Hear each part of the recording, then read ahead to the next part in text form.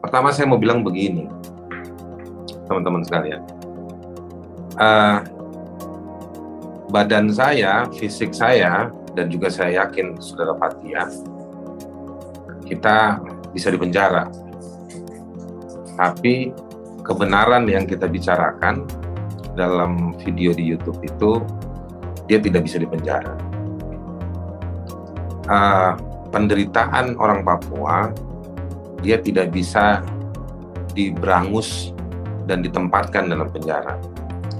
Penderitaan orang Papua, terutama yang di Intan Jaya, dia akan terus menjerit untuk mencari pertolongan. Nah, jadi saya tidak akan mengulang-ulang lagi apa yang sudah disampaikan. Ini kan udah gelombang ketiga nih ya. Gelombang pertama ketika pelaporan, gelombang kedua ketika pemeriksaan saya dan Fathia beberapa waktu lalu, sekarang penetapan tersangka.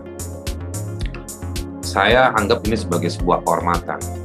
Kalau saya anggap bahwa negara ini hari ini hanya bisa memberikan status tahanan atau suatu hari akan memenjarakan saya anggap itu adalah sebagai sebuah kehormatan buat saya. Atau saya anggap sebagai fasilitas negara yang diberikan kepada saya ketika kita membicarakan atau membantu mengungkap sebuah fakta. Fakta yang saya maksud di sini adalah fakta tentang dua hal. Satu, conflict of interest, benturan kepentingan pada sejumlah orang yang memiliki double posisi. Satu posisi bisnis yang dipraktekkan di saat bersamaan sebagai atau menjabat sebagai posisi pejabat publik.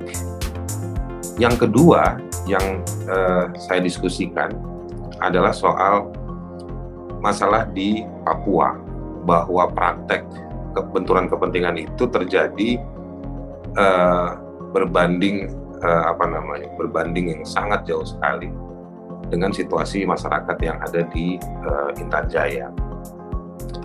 Terbukti dulu saya dan Fathia ketika pemeriksaan awal sudah mengatakan, daripada negara sibuk mempidanakan kami, lebih baik urus Papua.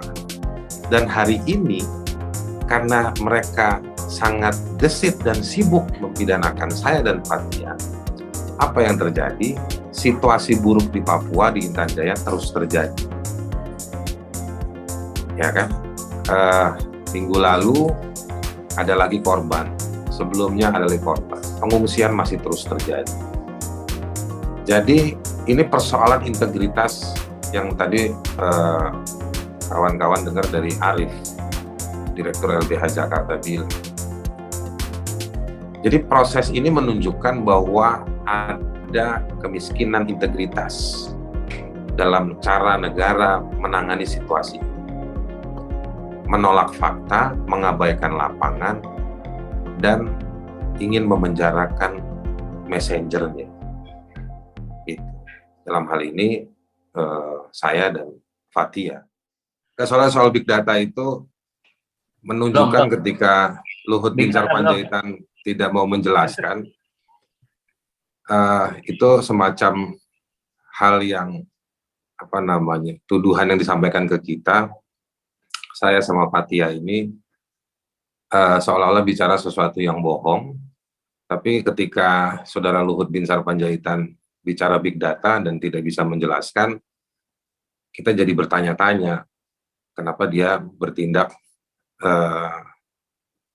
tidak gentle ketika mendesak kita untuk buka data, tapi ketika dia dikejar untuk buka data, dia juga tidak bicara.